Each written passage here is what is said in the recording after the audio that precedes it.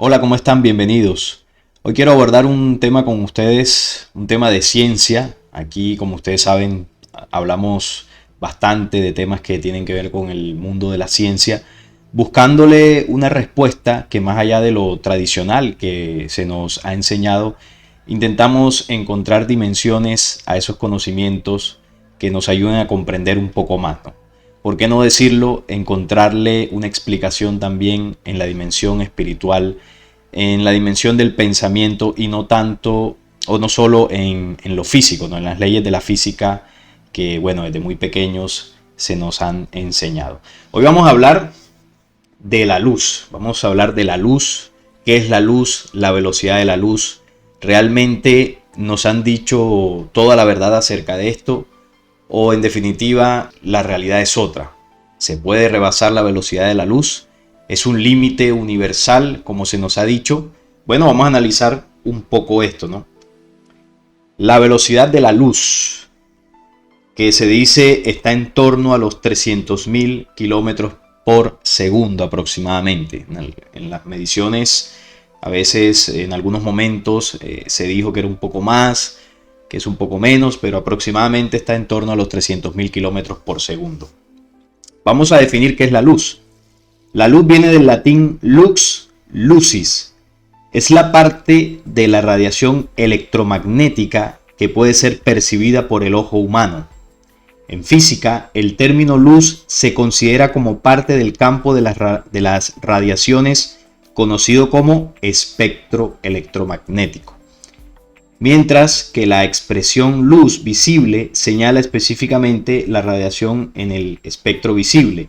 La luz, como todas las radiaciones electromagnéticas, está formada por partículas elementales desprovistas de masa denominadas fotones, cuyas propiedades, de acuerdo con la dualidad onda-partícula, explican las características de su comportamiento físico. Se trata de una onda esférica. Esta es la definición oficial. Básicamente, la luz, como lo dice esta definición, hace parte de lo que es la radiación electromagnética. Y la luz visible, que es lo que nosotros podemos ver, lo que llamamos luz, la luz artificial, la luz solar, todo ese campo visible dentro de todo ese espectro, se le conoce como luz visible. La luz está compuesta de partículas que se conocen como fotones. Estos fotones no tienen masa. Y bueno, se nos ha dicho, de acuerdo a las investigaciones, que la luz en el vacío va a una velocidad aproximadamente de 300.000 kilómetros por segundo, que era el dato que dábamos antes de dar la definición. Por supuesto, la luz en otros medios se refracta de otra forma, va a otras velocidades. Por ejemplo, una vez cruza la atmósfera, gracias a ese frenado que tiene la luz aquí, es que podemos percibir, ¿no?, la naturaleza, los colores, gracias a ese frenado. Si la luz viajase a la misma velocidad que viaja en el vacío, en el universo, no viésemos muy claro las cosas. Podría ser una visión un poco o muy borrosa. Gracias a ese frenado podemos ver los detalles. Y por supuesto ya en un medio líquido, en el agua por ejemplo, ya se refracta de otra forma. Pero en el vacío, los cálculos que se nos han enseñado es que en el vacío va aproximadamente a unos 300.000 kilómetros por segundo. Pero bueno, vamos a hablar un poco de historia. ¿Quién determinó esto? ¿Cómo se descubrió esto? ¿Cómo se midió esa velocidad de la luz? Aquí la acabamos de definir según la versión científica, pero a lo último vamos a comprender, de acuerdo también a otros conocimientos, qué es realmente la luz, más allá de una frecuencia, más allá de unas partículas. Tiene un sentido más profundo, ¿no? Vamos a analizar aquí, dentro de todo lo que se conoce, ¿no?, dentro de la historia científica en torno a la luz. Y tenemos que el 7 de diciembre de 1676, el astrónomo danés Ole Rømer determinaba una primera estimación de la velocidad de la luz. Imagínense, desde los años 1600. Antes de esa fecha se creía que la luz viajaba instantáneamente. Sin embargo, este científico desarrolló unos experimentos que había iniciado Galileo Galilei décadas antes. Él logró demostrar los límites de la velocidad de la luz. El astrónomo danés hizo su hallazgo observando el planeta Júpiter eclipsar su luna Io unas 140 veces. Él midió el movimiento del planeta desde Copenhague, mientras que su colega Giovanni Cassini hacía lo mismo desde París. Luego comparó los resultados para determinar la velocidad de la luz, que calculó en cerca de unos 200.000 kilómetros al segundo, un valor 26% menor que el que se tiene actualmente, que está más cerca a los 300.000. Bueno, para la época no está mal, una proximidad a la velocidad bastante buena, ¿no? Según los cálculos que hizo este científico. Luego, ahora lo vamos a ver, otros experimentos ya fueron más precisos, pero desde los años 1600, incluso un poco antes con Galileo, ya comenzaban a hacerse las primeras mediciones para comprender esa velocidad de la luz, a qué velocidad viajaba. Y bueno, más adelante, luego de que este científico danés hiciera sus experimentos, luego vino una segunda medida acertada de la velocidad de la luz. Primera, mediante un aparato terrestre, fue realizada por Hippolyte Fizeau en 1849. El experimento de Fizeau era conceptualmente similar a aquellos propuestos por Betcam y Galileo. Un rayo de luz se dirigía a un espejo a cientos de metros de distancia, en su trayecto desde la fuente hacia el espejo. El rayo pasaba a través de un engranaje rotatorio a cierto nivel de rotación. El rayo pasaría a través de un orificio en su camino de salida y en otro en su camino de regreso, pero en niveles ligeramente menores. El rayo se proyectaría en uno de los dientes y no pasaría a través de la rueda, conociendo la distancia hasta el espejo. El número de dientes del engranaje y el índice de rotación se podría calcular la velocidad de la luz. Fizeau reportó la velocidad de la luz como unos 313.000 kilómetros por segundo. El método de Fizeau fue refinado más tarde por Mary Alfred en 1872 y Joseph Perrotin en 1900, pero fue el físico francés Léon Foucault quien más profundizó en la mejora del método de Fizeau, al reemplazar el engranaje por un espejo rotatorio.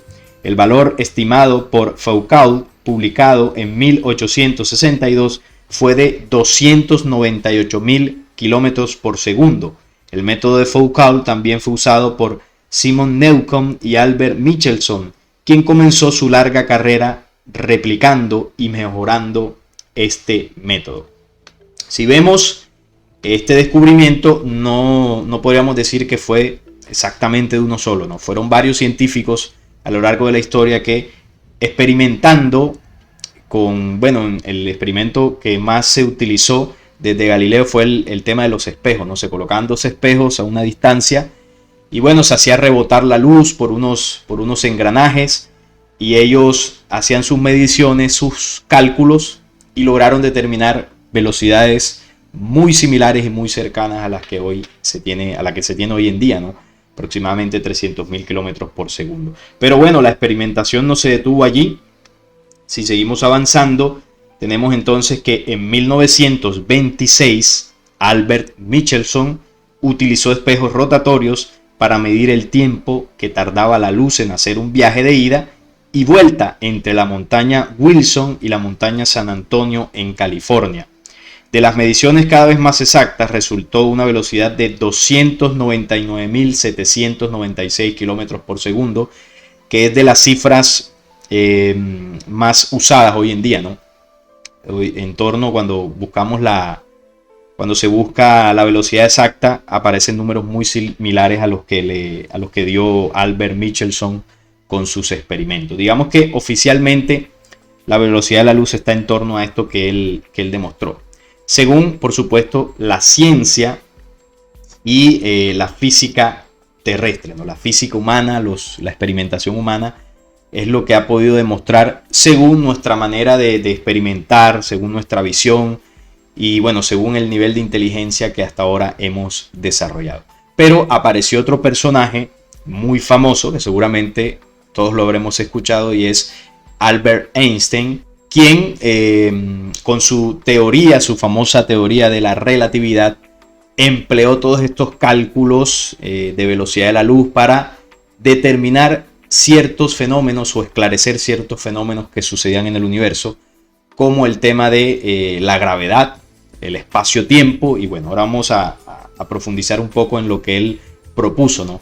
Dichas teorías de Einstein, la relatividad especial y la general, resolvieron muchas incógnitas, ¿no?, en el mundo de la cosmología y en el mundo de la física. Tanto así que desde que él planteó esto, hoy en día las grandes ecuaciones, los grandes cálculos y descubrimientos que se hacen a nivel cosmológico, físico y de la ciencia en muchos campos están basados en los descubrimientos que hizo Albert Einstein a principios del siglo pasado.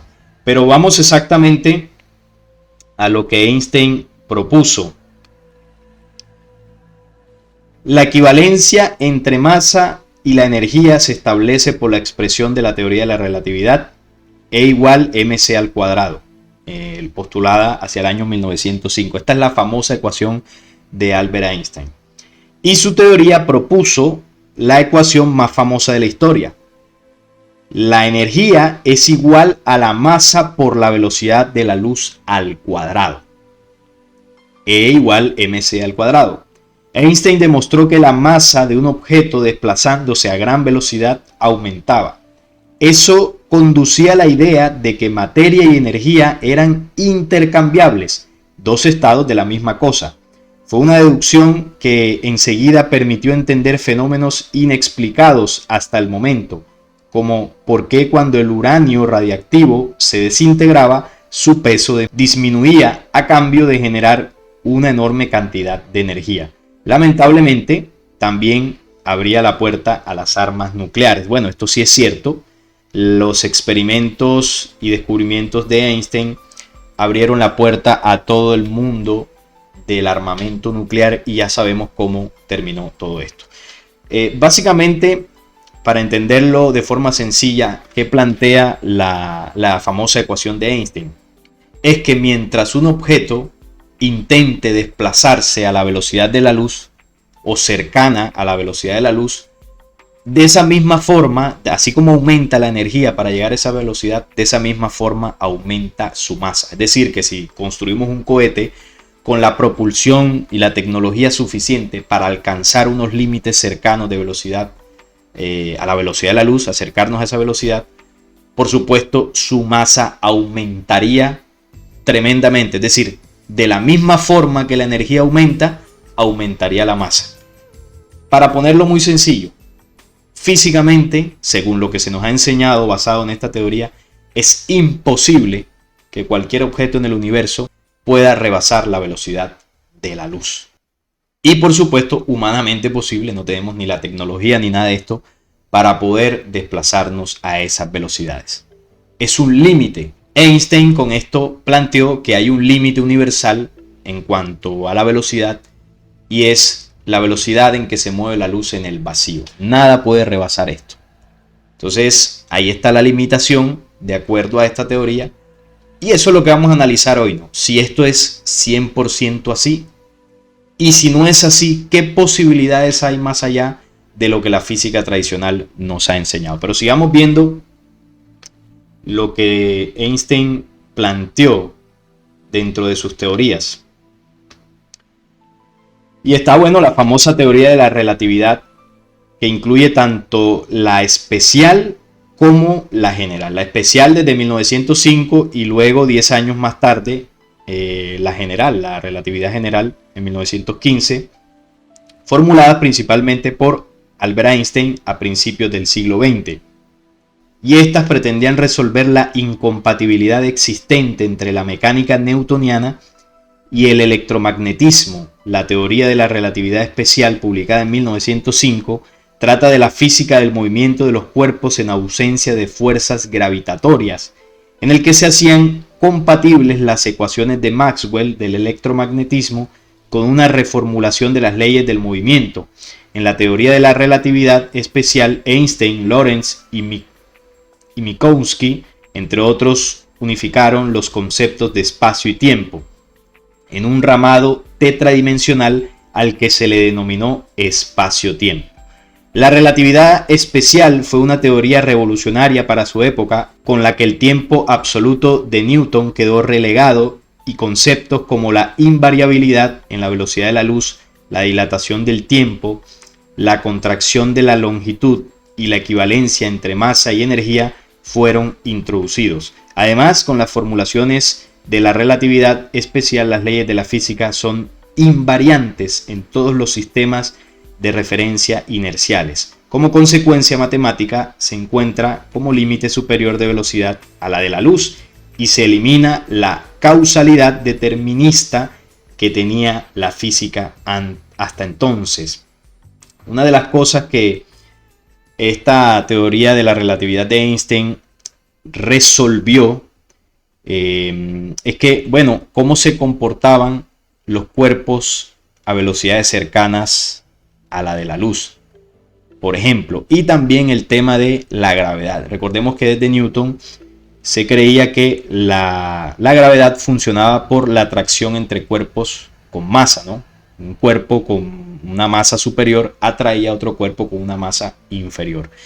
Y bueno, se creía que esto era 100% así, ¿no? Pero cuando Einstein planteó sus fórmulas e investigaciones, se determinó que no era que los cuerpos se atraían solo por la masa, sino que el universo era como una tela de espacio-tiempo y un objeto supermasivo con una masa importante lograba curvar el espacio-tiempo y esto hacía que objetos con masa inferior se viesen atraídos. Es como cuando usted tiende una tela, la pone bien templada y coloca una bola, ¿no?, encima. Lo que va a hacer la bola es hundir esa tela.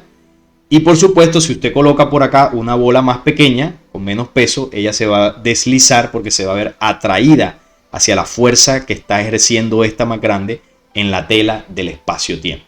Entonces, eso fue lo que planteó Einstein para entender cómo funcionaba el tema de la gravedad, ¿no? Entenderlo mejor a lo que lo había planteado Newton tiempo atrás. Y bueno, lo curioso de todo esto es que Einstein logró hacer todos estos descubrimientos, o la mayoría de los que hizo, en un solo año, en el año de 1905. Algo bastante llamativo porque fueron, según lo que se nos ha enseñado y lo que conocemos, fue algo brillante para la época. Fue algo revolucionario. Y bueno, por eso se cree que Einstein era un genio, era un superdotado, era, mejor dicho, la maravilla. Pero realmente fue así, que él logró esto por sí solo, y no me refiero a que haya tenido apoyo de otros científicos, porque evidentemente lo tuvo en muchas de sus ecuaciones y teorías. Para poder comprenderlas se apoyó de otros, pero me refiero a lo que él hizo de tener casi que de la noche a la mañana una información que revolucionaría todo el mundo de la física, de la ciencia, de la cosmología. Bueno, hay personas que lo dudan, que hay una historia detrás de todo esto, pero eso lo vamos a analizar al final. Aquí lo que estamos hablando es de lo que Einstein propuso, ¿no? Resolvió muchas cosas y por eso es reconocido como uno de los científicos más grandes de la historia. Entonces, básicamente, con lo que Einstein descubrió y que hoy en día conforma los pilares inamovibles de la física, de la ciencia y del universo como se conoce, se entiende de que existen unos límites, ¿no?, unas limitaciones para el ser humano en lo que es el universo, ¿no? Por ejemplo, la luz es un límite universal, según lo que ellos plantean, y no hay forma que nosotros en la dimensión física, con estos cuerpos físicos, con masa y con la tecnología, podamos explorar otras dimensiones del universo. Por supuesto, ahí es donde entra el viaje interestelar, por todo lo que él planteó de la dilatación del tiempo y por las grandes distancias en que están separados los sistemas solares. Prácticamente quedó como a la ciencia ficción, ¿no?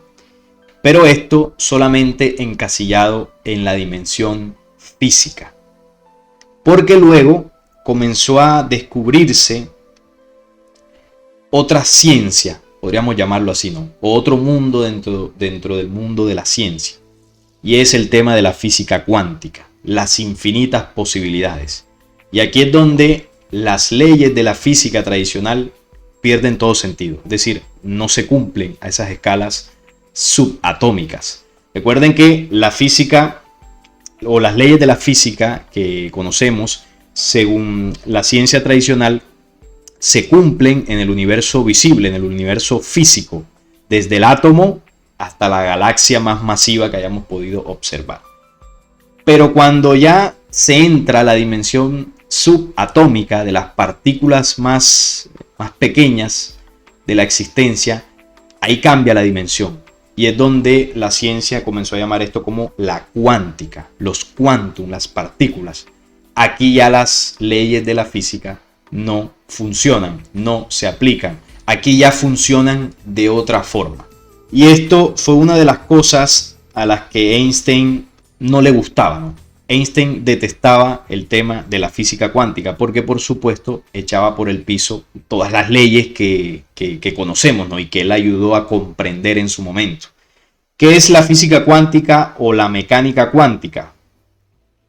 La mecánica cuántica es la rama de la física que estudia la naturaleza a escalas especialmente pequeñas, los sistemas atómicos y subatómicos, y sus interacciones con la radiación electromagnética y otras fuerzas. En términos de cantidades observables, se basa en la observación de que todas las formas de energía se liberan en unidades discretas o pequeñas llamados cuantos. Estos cuantos tienen la característica de pertenecer todos a un grupo específico de bosones, cuando cada uno ligado a una interacción fundamental, ejemplo, el fotón pertenece a la electromagnética.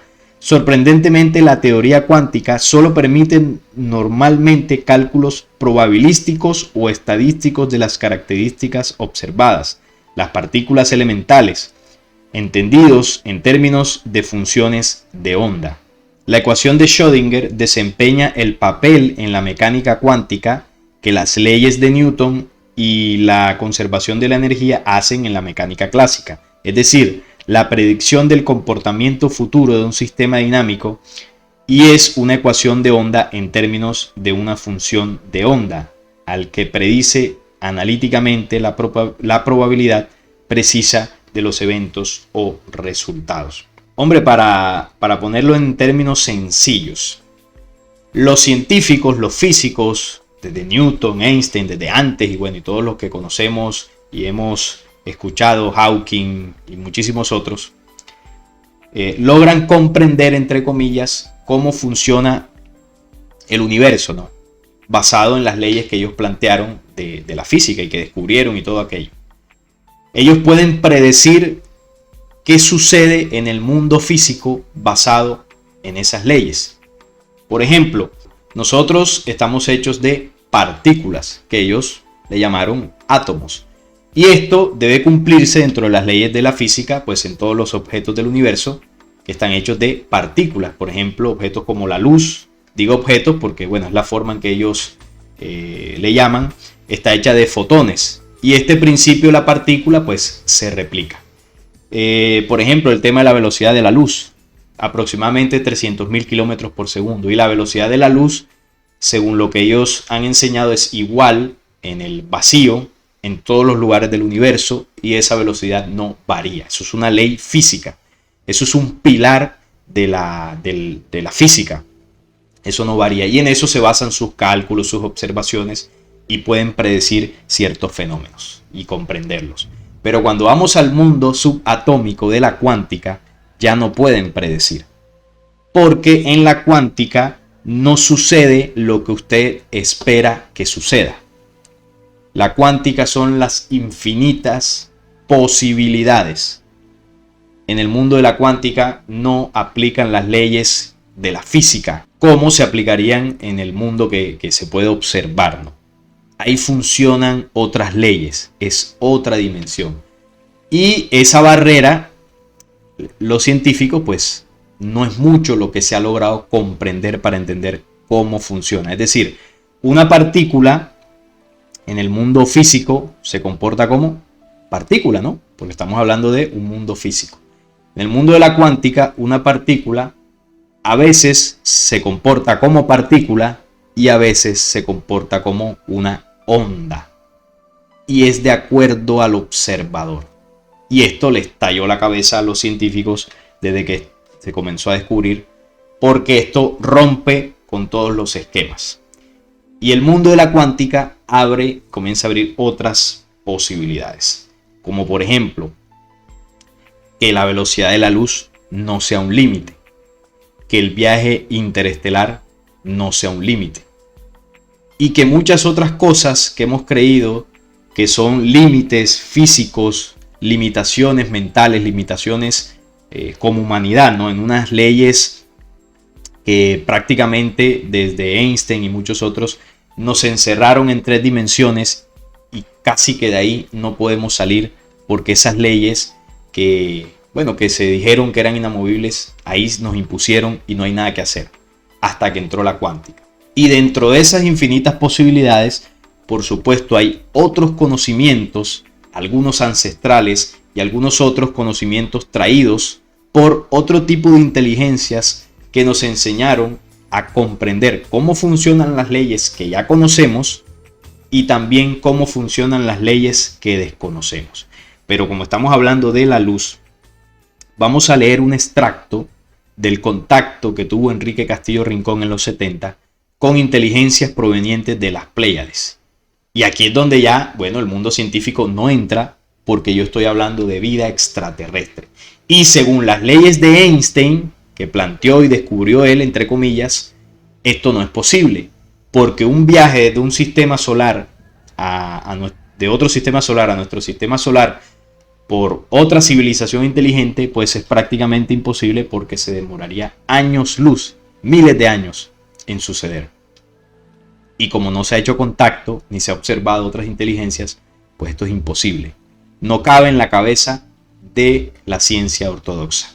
Pero más allá de eso, sí ha sucedido. Sucedió en el pasado y sucedió en el tiempo, no tan pasado, no hace muy poco, unos 40, 50 años. ¿Qué sucedió en ese contacto? Es decir, ¿qué información le dieron a Enrique de esto que estamos hablando, de la luz? Vamos a verlo. En muchos de los diálogos que tuvo Enrique Castillo con los pleyadinos, él les hizo muchas preguntas, entre ellas la siguiente: ¿a qué distancia se encuentran las Pléyades? Le respondieron: vosotros tenéis las medidas en los libros, estamos a más de 500 años luz según vuestra manera de contar. Más tarde comprobaría que nuestros libros hablan de unos 410 años luz, otros de 328 años luz. Pregunté si la forma de viajar de ellos tenía que ver con la teoría de la relatividad del doctor Albert Einstein y los campos unificados. El comandante Cramier me contestó. Una pregunta del tema que estamos hablando. ¿Qué contestó Cramier? Para que la teoría de Einstein quede correcta, habría que modificarla por lo menos 3 veces. Además, la velocidad de la luz no es de 300.000 kilómetros por segundo, está cerca de los 400.000. Solo que la luz sufre una especie de frenaje en las capas atmosféricas, electroestáticas, eléctricas, en las capas de ionización que tiene el planeta, el cinturón que llamáis Van Allen y otro no detectado todavía por vuestros científicos que tiene forma de 2 mitades de una manzana.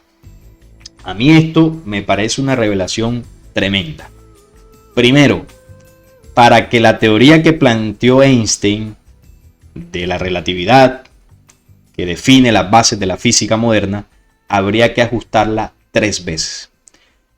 Para decirlo directamente, aquí Cramier básicamente le dijo a Enrique: vea, esa teoría está errada.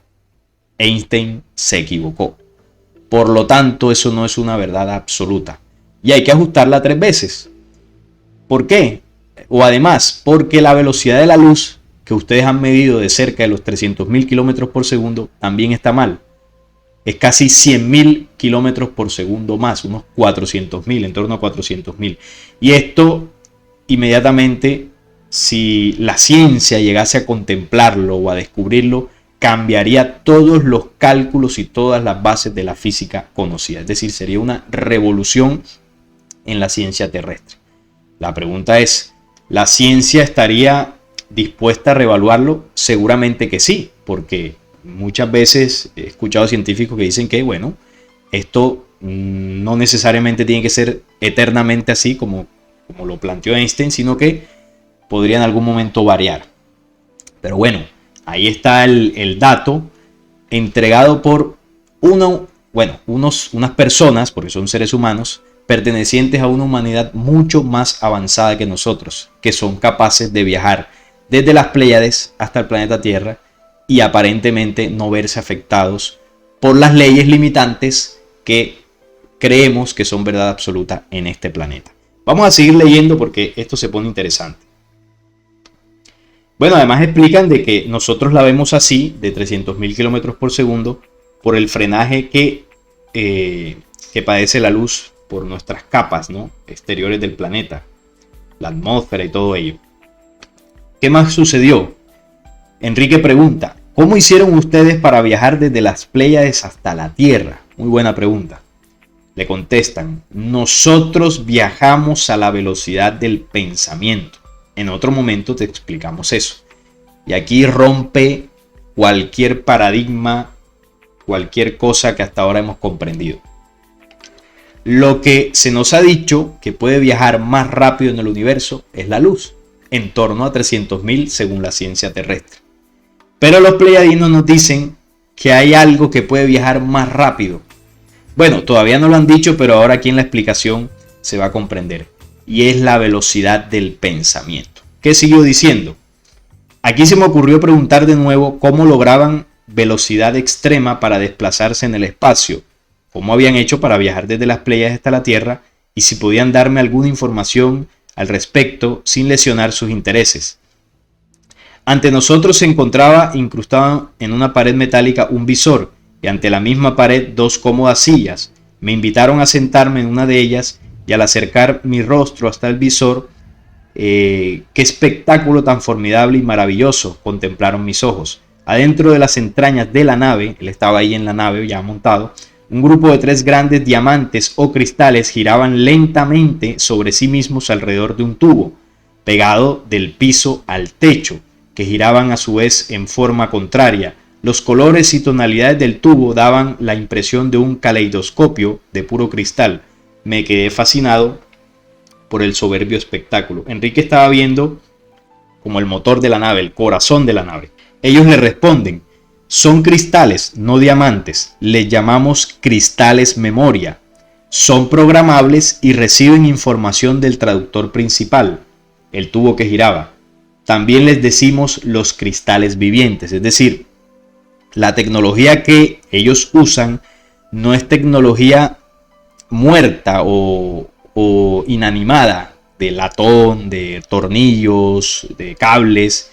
La tecnología que utilizan estas civilizaciones es tecnología viva, una tecnología que está conectada a las leyes de la vida.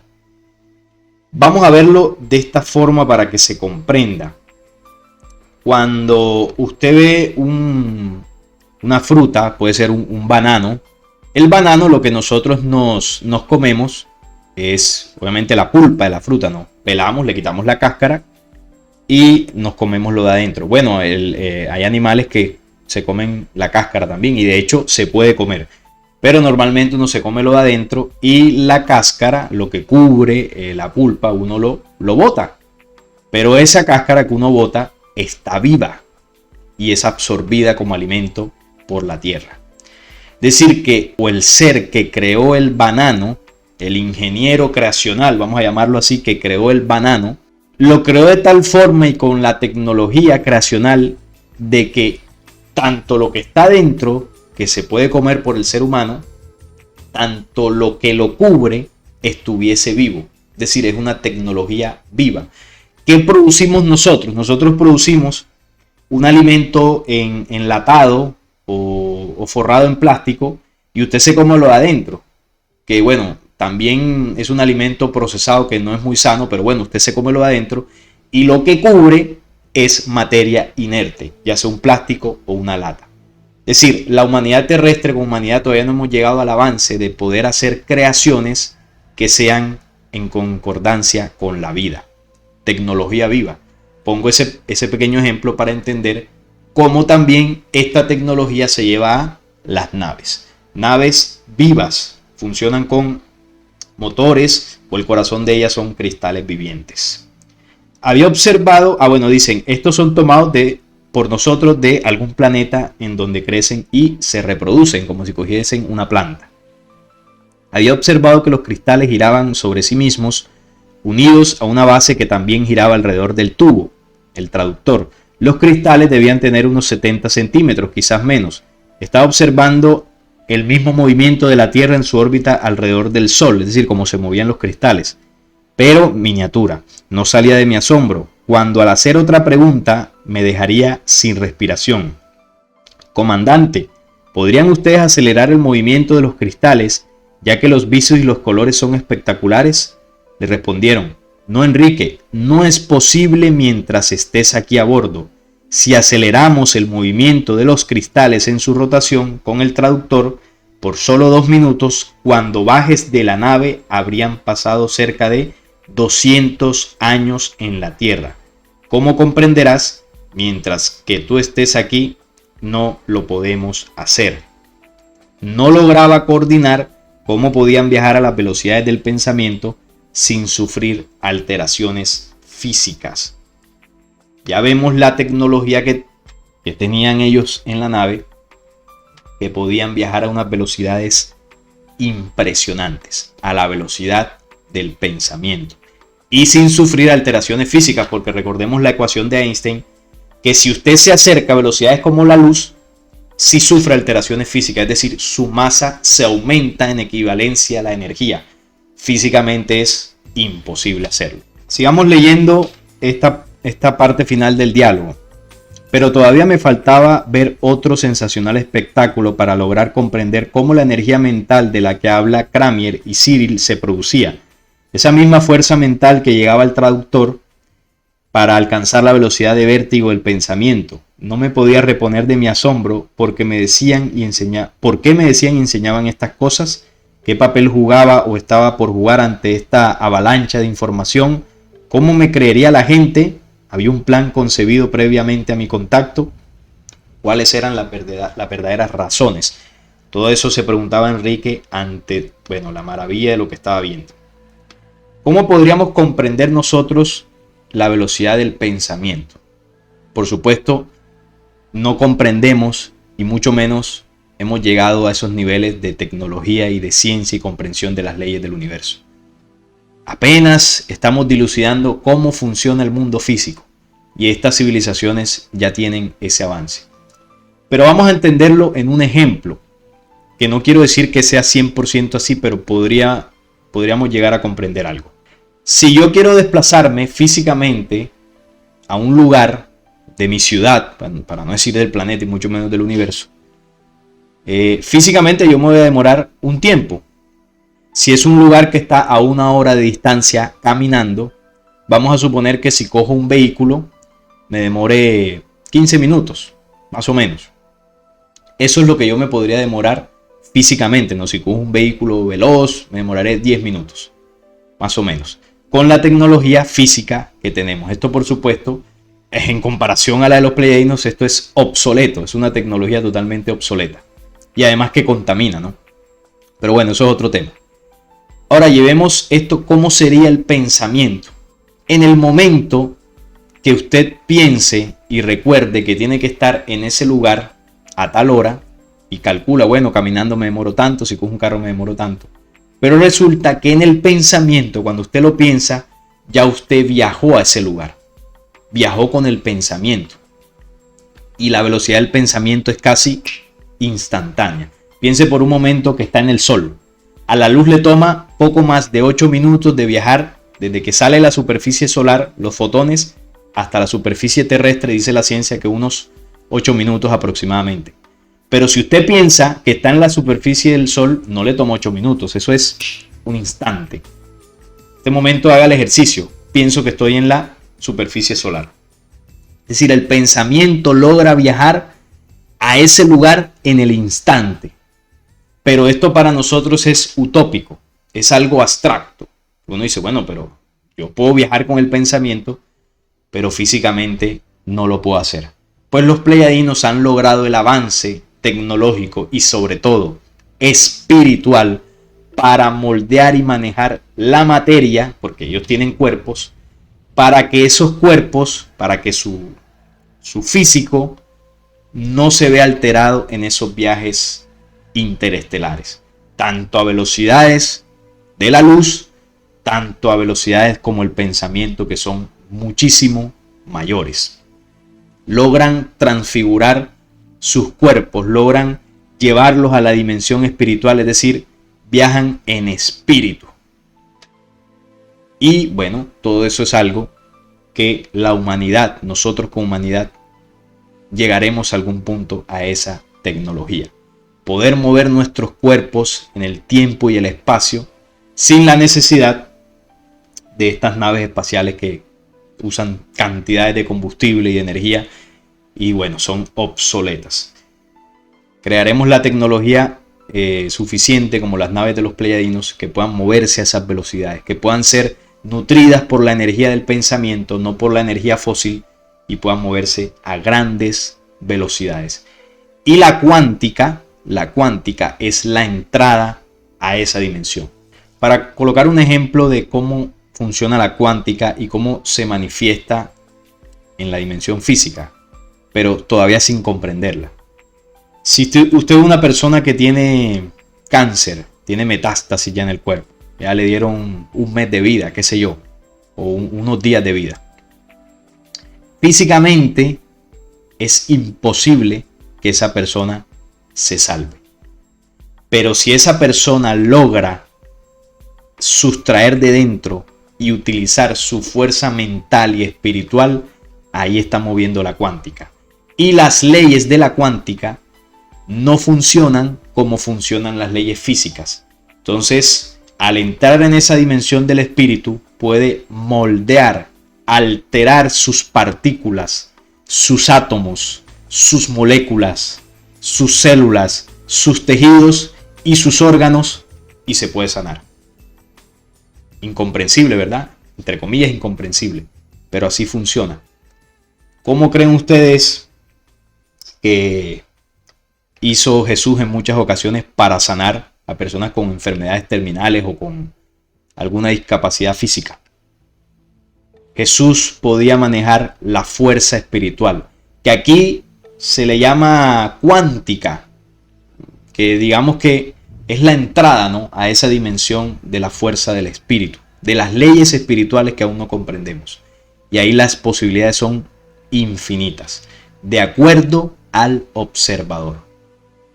Para el observador que está acostumbrado a que todo funcione cuadriculadamente y físicamente, el resultado o las probabilidades serán siempre las mismas. Pero para el observador que no se mueva como partícula, sino como onda y energía, entonces el resultado va a ser unas posibilidades infinitas, de acuerdo a lo que usted cree dentro de sí, con su pensamiento y imprimiéndole fuerza espiritual. Y eso moldea la materia, moldea las leyes a las que estamos acostumbrados. Esto es algo a lo que la humanidad poco a poco nos iremos integrando. No será de un día para otro, no será en un año, 2 años, porque por ahora tenemos estas dimensiones o velocidades. Está el cuerpo físico, que era el ejemplo que les ponía en la ciudad, ¿no?, desplazarse. Ese es el vehículo y ahí nos podemos mover a una dimensión y a una velocidad. Hemos creado tecnología que logra llegar a grandes velocidades, pero que a nivel del universo se queda casi que en nada, buscando alcanzar esa velocidad de la luz, que para nosotros hoy en día es un límite, una limitación, pero quizás alcanzarla sería un gran éxito y un gran avance en nuestra tecnología y avance como humanidad. Pero poco a poco se nos ha ido entregando conocimientos para comprender que hay una velocidad mayor, o una dimensión mayor en la que podemos movernos por el tiempo y el espacio, y es la velocidad del pensamiento. Una ciencia espiritual que poco a poco iremos comprendiendo hasta llegar, por eso coloco ese corazón allí, a la velocidad de la conciencia. Y esa es la fuerza y la velocidad más grande en el universo. La conciencia es casi instantánea, prácticamente instantánea. Puede conectar a seres en el universo en millones y millones y millones de años luz de distancia, en distintas galaxias y distintos universos. Usted, con la conciencia que está ligada al corazón, puede conectarse con otro ser que está en otro lado.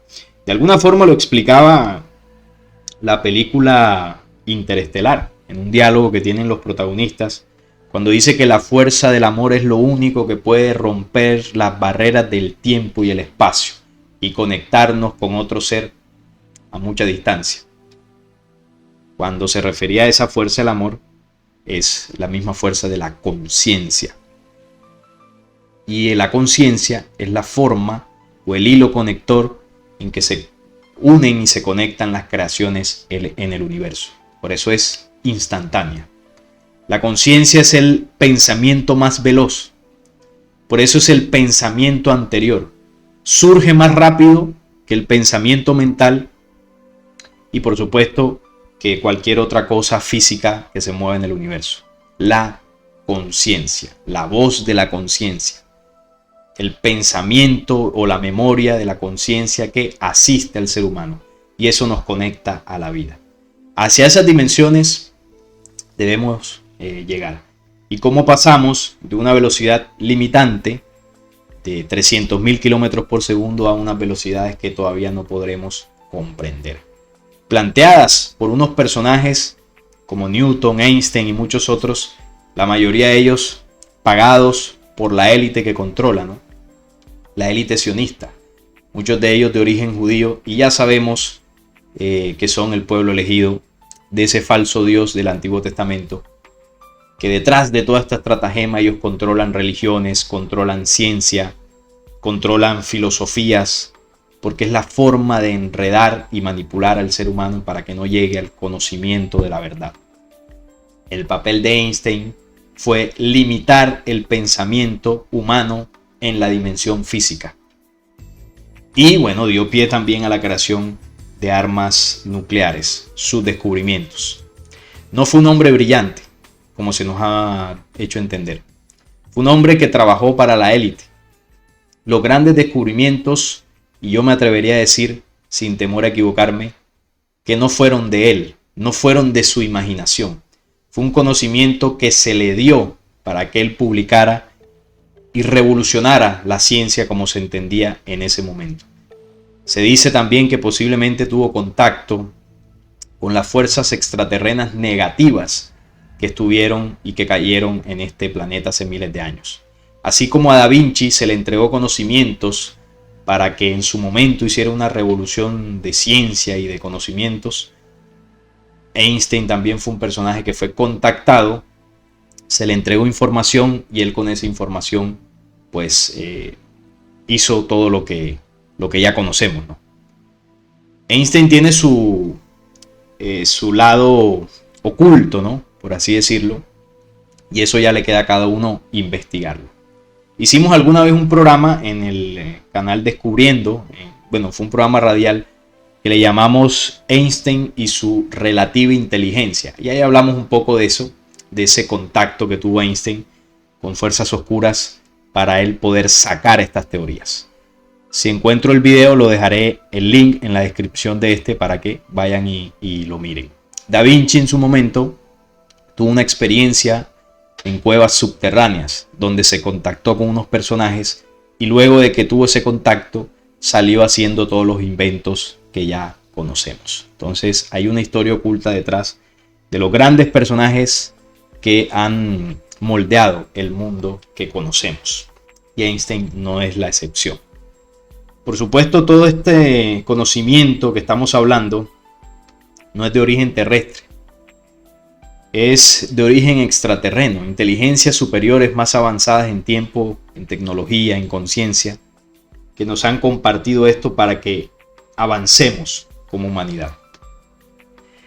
Dimensiones de conciencia, de tecnología que iremos comprendiendo, iremos descubriendo, iremos avanzando en los días de creación. Plan que también fue traído y compartido por estas mismas civilizaciones. Es un plan donde se nos muestra el avance hacia el futuro que tendremos, tanto físico, mental, intelectual y espiritual. Como humanidad vamos hacia esas escalas evolutivas y ascensionales. Pero falta muchísimo tiempo de avance, de aprendizaje, de desarrollo, y estaremos en este planeta aprendiendo, estaremos en este planeta conociendo sobre nuestra existencia, sobre el universo y sobre tantas cosas que nos falta por comprender. El problema de la humanidad en muchas ocasiones es que creemos saberlo todo. Nos creemos los reyes del universo y realmente somos unos bebés en comparación a la creación.